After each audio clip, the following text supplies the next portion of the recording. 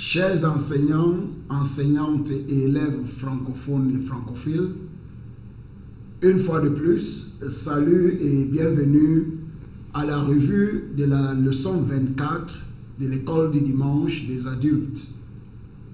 Nous vous remercions pour l'écoute de toutes nos précédentes revues de l'école du dimanche des adultes. Aidez-nous à toucher plus d'enseignants et d'élèves en cette année 2023. Aimez, partagez et abonnez-vous à cette chaîne YouTube. Bon début du mois de février 2023 au nom de Jésus-Christ. Amen. Je demeure votre hôte et frère, pasteur Paul Ézéchiel. Leçon 24 qui sera enseignée le dimanche 12 février 2023. Le thème ou bien le sujet d'étude, c'est la deuxième partie de la première leçon, de la leçon 23, le fruit de l'esprit, partie 2. Le fruit de l'esprit, partie 2. En prière d'ouverture, prions. Père, aide-moi à comprendre comment porter le fruit de la justice. Père, aide-moi à comprendre comment porter le fruit de la justice. Au nom de Jésus-Christ, nous avons prié. Amen. En leçon d'aujourd'hui, en ouverture, le passage biblique est tiré de Galates 5, 16 à 18. Galates 5, 16 à 18. Et dit, je dis donc, marchez selon l'esprit, et vous n'accomplirez pas les désirs de la chair. Car la chair a des désirs contraires à ceux de l'esprit. Et l'esprit en a de contraires à ceux de la chair. Ils sont opposés entre eux, afin que vous ne fassiez point de ce que vous voudriez. Si vous êtes conduit par l'esprit, vous n'êtes point sous la loi. Un verset à mémoriser, il incombe à l'enseignant de se rappeler que la clé de la maîtrise du verset à mémoriser se trouve dans 3 clés. Première clé, la répétition. Deuxième clé, la répétition. Troisième clé, la répétition. Il faut faire à ce que les élèves répètent le verset à mémoriser comme cela l'indique. Dans Jacques 3, 18, qui est le verset à mémoriser, Jacques 3, 18, la Bible dit, le fruit de la justice est sémé dans la paix par ceux qui recherchent la paix. Le fruit de la justice est sémé dans la paix par ceux qui recherchent la paix. Jacques 3, 18. En introduction, la vie du chrétien est une bataille constante entre notre nature pécheresse et notre nouvelle nature en Christ. Dans Galates 5, 17, la Bible dit, car la chair a des désirs contraires à ceux de l'esprit, définitivement. Et l'esprit en a de contraires à ceux de la chair. Ils sont opposés entre eux, afin que vous ne fassiez point ce que vous voudriez. Que le Seigneur brise le pouvoir, la puissance, la force de la chair dans notre vie au nom de Jésus-Christ. Amen. Malheureusement, ce n'est pas parce que nous avons accepté Christ que nous sommes automatiquement immunisés contre les tentations du péché. Dans Romains 7, 14 à 25, c'est un long passage biblique. Je vous laisse lire ce passage biblique de vous-même. En fait, parfois, nous pouvons avoir l'impression d'être piégés dans un désir d'atteindre la chose pécheresse plus que la chose pieuse. Mais cela ne doit pas toujours être le cas. Nous pouvons vaincre la chair par la puissance du Saint-Esprit en nous et par la ferme volonté d'être parfait, la ferme volonté de soumettre la chair et d'encourager et de faire la promotion de l'esprit en nous. Que le Seigneur nous aide au nom de Jésus-Christ. Amen.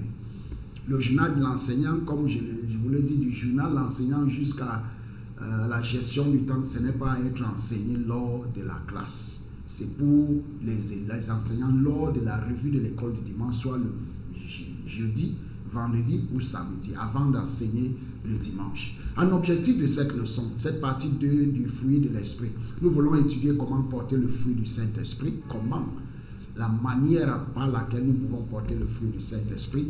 À travers cette étude, les élèves doivent comprendre comment choisir de porter du fruit, apprendre à travailler à leur salut avec peur, crainte et tremblement.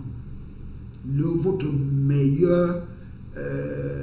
meilleur atout dans la vie, c'est le salut de votre âme. C'est le salut de votre âme et le fruit, la manifestation du fruit de l'esprit qui vous permettra d'entrer au ciel. Si vous n'êtes pas sauvé, vous n'entrerez pas au ciel. Si vous êtes sauvé, vous ne manifestez pas le fruit de l'esprit, vous n'entrerez pas au ciel. Et je prie que le Seigneur nous donne la grâce de pouvoir être sauvé, né de nouveau, et de manifester toutes les composantes du fruit de l'esprit au nom de Jésus-Christ. Amen. En plan d'enseignement, pour atteindre les objectifs submentionnés, l'enseignant doit en point A permettre aux élèves de réciter le verset à mémoriser, de lire le passage biblique, de contribuer à la discussion, de faire les activités de classe et les devoirs. En point B, de permettre à l'enseignant à jouer, de voir au bien-être de la classe, de noter l'assiduité et les devoirs. Dans le point C, d'enseigner les grandes lignes de la leçon, de résumer, de conclure, d'évaluer la leçon et de donner le devoir aux élèves. En revue du passage biblique, il incombe aux enseignants de s'asseoir et d'étudier ce passage en profondeur, de pouvoir retirer toutes les idées qui se trouvent dans ce passage, dans les versets à la fin des pointillés, et pour pouvoir avoir le dessus et l'avance sur les élèves. L'enseignant doit toujours être au-dessus et en avance sur les élèves. Que le Seigneur vous aide en tant qu'enseignant à étudier ce passage en profondeur et à pouvoir avoir l'avance sur les enseignants, le dessus sur les élèves lors de votre enseignement. Au nom de Jésus-Christ. Amen. En méthode d'enseignement, la méthode d'enseignement dans ces leçons, c'est la méthode d'enseignement de cours magistral. Mais sachez que vous ne devez pas monopoliser la parole. Faites à ce que les élèves disent et fassent des choses dans la classe. En gestion du temps, l'enseignant doit utiliser le temps d'enseignement pour une leçon ayant 2 grandes lignes. Dans cette leçon, nous avons 2 grandes lignes. Grande ligne, la leçon 1. Choisissez de porter le fruit du Saint-Esprit. Choisissez de porter le fruit du Saint-Esprit. En point A. Maintenant que nous sommes en Christ, nous avons le pouvoir de vaincre les péchés, les désirs pécheurs de la chair. Nous avons la puissance, le pouvoir de pouvoir vaincre les désirs charnels. Dans 2 Corinthiens 5, 17, la Bible dit, si quelqu'un est en Christ, il est une nouvelle créature. Les choses anciennes sont passées.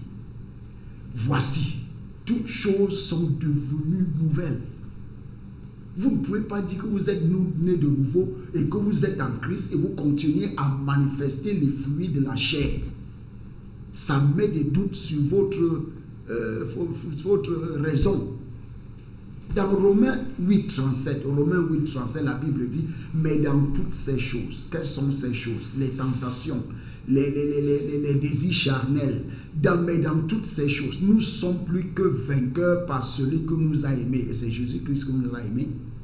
Dans point B, la présence même du Saint-Esprit dans nos cœurs signifie que nous pouvons maintenant choisir la piété plus que le péché. Dans Philippiens 1,22, la Bible dit, mais s'il est utile pour mon œuvre que je vive dans la chair, je ne saurais dire ce que je dois préférer. Dans le point 1, ce choix nous appartient à 100%. Dans Deutéronome 30,19, la Bible dit, j'en prends aujourd'hui à témoin contre vous le ciel et la terre. J'ai mis devant toi la vie et la mort, la bénédiction et la malédiction. Choisis la vie afin que tu vives, toi et ta postérité. Au nom de Jésus-Christ, je prie que Dieu vous donne la grâce de choisir la vie à l'opposé de la mort, de choisir les bénédictions et non la malédiction au nom de Jésus-Christ. Amen. pour vous et pour votre postérité au nom de Jésus-Christ. Amen. En point 2, nous ne sommes plus esclaves de notre nature pécheresse. Dans Romains 6,14, la Bible dit, car le péché n'aura point de pouvoir sur vous. Amen. Puisque vous êtes non sous la loi, mais sous la grâce. Nous sommes sous la grâce. Dans Romains 6,18, la Bible dit, ayant été affranchis du péché, nous avons, quand vous donnez votre vie à Jésus-Christ, vous êtes affranchis du péché. Vous êtes devenus esclaves de la justice. En point 3, nous pouvons choisir l'amour plutôt que la haine, la patience plutôt que la frustration hostile, la fidélité plus que la déloyauté, la maîtrise de soi plus que les désirs charnels, etc. En point C, comme il est beau d'avoir le Saint-Esprit, il nous donne la puissance de combattre. Dans Philippiens 2,13, la Bible dit, car c'est Dieu qui produit en vous le vouloir et le faire selon son bon plaisir. Dans Philippiens 4,13, la Bible dit, je puis tout par celui qui me fortifie. Je puis tout par celui qui me fortifie. Il y a un passage dans Jean 15,5. Dans Jean 15,5, je paraphrase, la Bible dit, sans moi, vous ne pouvez rien faire.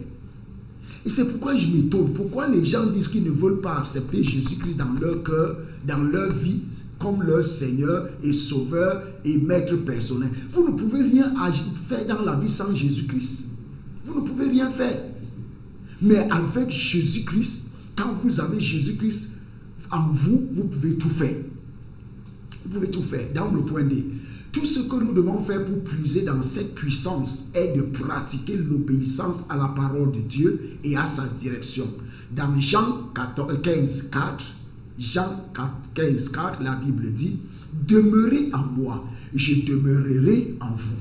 Comme le sarment ne peut de lui-même porter du fruit s'il ne demeure attaché au serre, ainsi vous ne le pouvez non plus si vous ne demeurez en moi.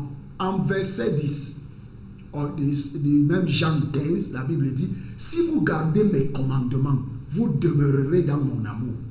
De même que j'ai gardé les commandements de mon Père et je demeure dans son amour. Dans le verset 14 du même Jean 15, la Bible dit, vous êtes mes amis si vous faites ce que je vous demande. Qui sont les amis de Dieu? Les amis de Dieu sont les gens qui écoutent la parole de Dieu et font ce que la parole de Dieu leur demande de faire. Ça, c'est tout. Dans le livre de Colossiens 3,16, la Bible dit que la parole de Christ habite parmi vous abondamment. Instruisez-vous et exhortez-vous les uns les autres en toute sagesse, par des psaumes, par des hymnes, par des cantiques spirituels, chantant à Dieu de vos cœurs sous l'inspiration de la grâce. Dans le livre des psaumes 1, 2 à 3, psaume 1, 2 à 3, la Bible, heureux l'homme qui ne marche pas selon le conseil des méchants. Il ne marche pas, qui ne s'arrête pas sur la voie des pécheurs et qui ne s'assied pas en compagnie des moqueurs. Voyez 3 activités, 3 actions dans le psaume 1, 2 à 3. La Bible nous conseille de ne pas marcher selon le conseil des méchants. Si vous commencez à marcher selon le conseil des méchants, très bientôt, vous allez vous arrêter sur la voie des pécheurs et très bientôt, vous serez si confortable que vous asseyerez en compagnie des moqueurs. Que ce ne soit pas votre sort au nom de Jésus-Christ. Amen. Heureux l'homme qui ne marche pas selon le conseil des méchants, qui ne s'arrête pas sur la voie des pécheurs et qui ne s'assied pas en compagnie des moqueurs. Dans le verset 2, mais qui trouve du plaisir dans la loi de l'Éternel, la parole de l'Éternel, la parole de Dieu, et qui la médite jour et nuit. Jour et nuit, ça rejoint Josué 1,8. Josué 1,8. Ça rejoint Josué 1,8. Que cette parole soit dans votre bouche jour et nuit. Méditez sur elle pour que vous ayez un succès, de la réussite. En activité de classe 1, la classe doit discuter de la fine ligne entre nos émotions et la manifestation du Saint de l'Esprit, du fruit de l'Esprit. La classe a discuté de la fine ligne qui existe entre nos émotions et la manifestation du fruit de l'Esprit. En grande la leçon 2. Travailler à porter le fruit du Saint-Esprit. Travailler, aspirer, désirer ardemment à porter le fruit du Saint-Esprit. En point A. Certains chrétiens ont demandé s'il est possible de produire toutes les composantes du fruit de l'Esprit. Cela comprend l'amour, la joie, la paix, la patience, la bonté, la bénignité, la fidélité, la douceur, la tempérance. Ce qui semble exiger bien des sacrifices, bien sûr. En point 1, nous devons nous rappeler que Dieu ne nous donnera pas une charge que nous ne pouvons pas porter. Dieu ne peut pas nous demander de faire ce que nous ne pouvons pas faire. Dans Matthieu 10, 29 à 30, Matthieu 11, 29 à 30, Matthieu 11, 29 à 30, la Bible dit « Prenez mon joug sur vous et recevez mes instructions, car je suis doux et humble de cœur, et vous trouverez du repos pour vos âmes. Car mon joug est doux, mon fardeau est léger. » Est-ce que vous comprenez cette phrase-là? Jésus-Christ nous dit que notre joug, car son joug est doux, et son fardeau. Vous et moi, vous savez que le fardeau est lourd. Mais Jésus-Christ nous fait comprendre que si nous remettons notre vie à Jésus-Christ, si nous acceptons Jésus-Christ dans notre cœur comme notre Seigneur et Sauveur et Maître personnel, le fardeau de la vie nous sera léger. Ça, c'est le secret et c'est la signification de ce verset. Dans le point 2, le joug de porter le fruit du Saint-Esprit n'est pas seulement possible, il est obligatoire. Il est obligatoire. Car dans Luc 1,37, la Bible dit « Car rien n'est impossible à Dieu ». Quand vous venez à Dieu, sachez que rien n'est impossible à Dieu. Dieu peut tout faire. Dieu peut tout faire. Il n'y a rien, il n'y a pas d'impossibilité, il n'y a rien d'impossible à Dieu. Votre rôle, c'est de remettre votre vie à Jésus-Christ, de lui faire toute la confiance, d'avoir confiance à sa parole, à ses prophéties, à ses promesses qui se trouvent dans sa parole. Et soyez diligents pour pouvoir lire sa parole, méditer sa parole, étudier sa parole, mémoriser sa parole et vivre selon les principes qui se trouvent dans sa parole. Dans Matthieu 5,48, la Bible dit « Soyez donc parfaits, comme votre Père Céleste est parfait. » Soyez donc parfaits, comme votre Père Céleste est parfait. Vous ne pouvez pas dire que vous êtes chrétien. Dans chrétien, il y a Christ. Vous identifiez à Christ. Vous devez vivre correctement dans la sainteté et dans la pureté. En point B. Cependant, étant donné que les ennemis de notre salut, que sont le diable et la chair, ne nous lâchent pas facilement, nous sommes obligés de faire face à la tentation de céder au péché de temps en temps. Dans 1 Pierre 5, 8 à 10, 1 Pierre 5, 8 à 10, la Bible dit « Soyez sobres, veillez. Votre adversaire, le diable, rôde comme un lion. » Il n'est pas un lion. Il rôde comme un lion, rugissant, cherchant qui il dévorera. Au nom de Jésus-Christ, dans cette année 2023, le diable qui rôde comme un lion, le rugissant, ne vous dévorera pas au nom de Jésus-Christ. Amen. Résistez-lui avec une ferme foi, sachant que les mêmes souffrances sont imposées à vos frères dans le monde entier. Dans le verset 10, le Dieu de toute grâce, qui vous a appelé en Jésus-Christ à sa gloire éternelle, après que vous aurez souffert un peu de temps, vous perfectionnera lui-même, vous affermira, vous fortifiera, vous rendra inébranlable. Au nom de Jésus-Christ, que ce soit notre sort et notre partage, au nom de Jésus-Christ. Amen. En point C, nous devons continuer à travailler pour atteindre la perfection. En point 1, nous devons continuer à travailler pour atteindre la perfection. Philippiens 2,12 dit ainsi, mes bien-aimés, quand vous avez toujours obéi, travaillez à votre salut avec crainte et tremblement. Non seulement comme en ma présence, mais bien plus encore maintenant que je suis absent. En point 2, nous devons nous soumettre totalement aux directives du Saint-Esprit et résister au diable. Nous devons totalement nous soumettre totalement aux directives du Saint-Esprit et résister au diable. Dans Jacques 4, 7, la Bible dit « Soumettez-vous donc à Dieu, votre allié principal. Résistez au diable et il fuira loin de vous. » La première tâche, c'est vous soumettre à votre Dieu. Résister, c'est à vous maintenant de résister au diable et il fuira loin de vous. Que ce soit votre sort cette année au nom de Jésus-Christ. Amen.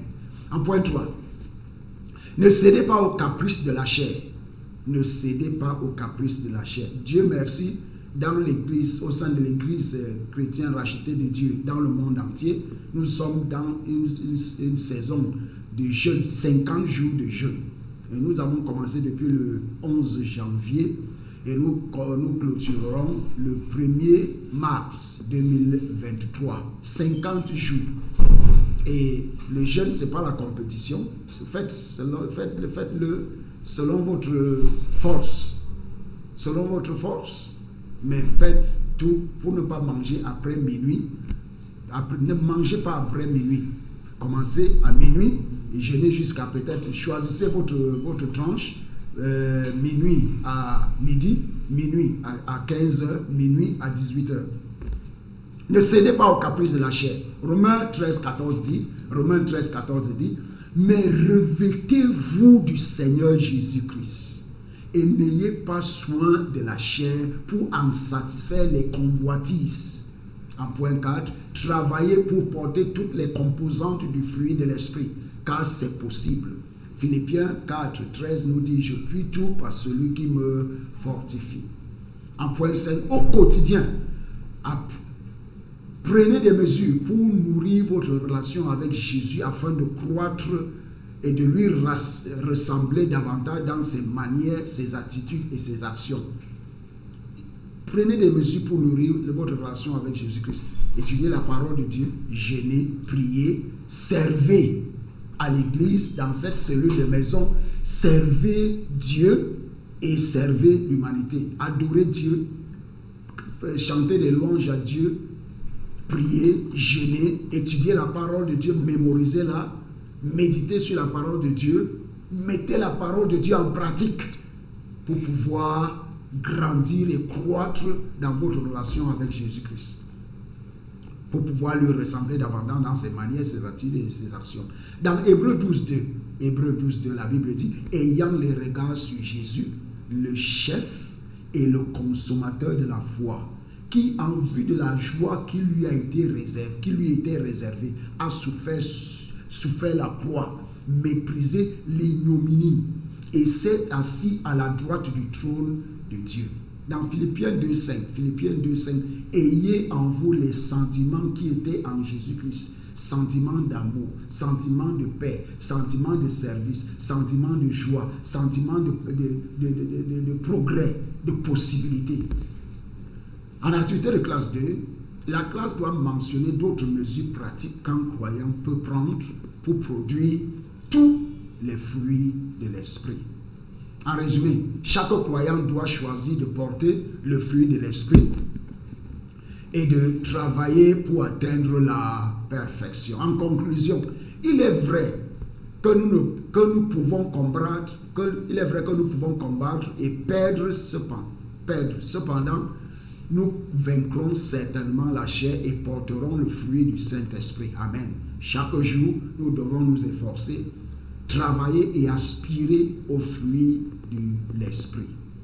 En évaluation, que doivent faire les croyants pour porter le fruit de l'Esprit? Que doivent faire les croyants pour porter le fruit de l'Esprit? En prière de clôture, prions. Père, donne-moi s'il te plaît la grâce de produire toutes les composantes du fruit de l'Esprit. Père, donne-moi s'il te plaît la grâce de produire toutes les composantes du fruit de l'Esprit. En devoir, les élèves doivent mentionner 5 raisons pour lesquelles il est important pour les croyants de porter toutes les composantes du fruit de l'esprit. Comme je vous l'ai dit, vous avez vu la prière de clôture. Père, donne-moi s'il te plaît la grâce de produire toutes les composantes du fruit de l'esprit. Ça commence avec le salut. Si vous ne pouvez pas donner ce que vous ne possédez pas. Si je vous demande de me donner 1 milliard de francs CFA maintenant, en tant qu'enseignant, en tant qu'élève, vous ne pouvez pas me le donner parce que vous ne l'avez pas. Donc il y a un départ. C'est le salut en Jésus-Christ qui est le fondement, qui est la fondation sur laquelle vous pouvez commencer à croire. Et comment pouvez-vous faire pour être né de nouveau, ou bien comment pouvez-vous faire pour devenir un enfant de Dieu ou un enfant de Dieu? C'est simple comme accepter que vous êtes pécheur, confesser vos péchés à Jésus-Christ et demander qu'il vous pardonne et demander au sang de Jésus-Christ de laver tous les péchés que vous avez commis. Croyez que Jésus-Christ est le Fils de Dieu. Ça se trouve dans la Bible. Voici mon Fils en qui j'ai mis toute ma confiance. Jésus est le Fils de Dieu. Et recevez ce Jésus-Christ. Accueillez Jésus-Christ dans votre cœur comme votre Seigneur et Sauveur et Maître personnel. Je vous assure que tout ira bien pour vous en cette année 2023 et jusqu'à l'éternité au nom de Jésus-Christ. Que Dieu vous bénisse quand vous prenez cette décision cruciale, vitale, importante dans la vie, de remettre votre vie à Jésus-Christ au nom de Jésus-Christ. Amen. Au revoir et à bientôt.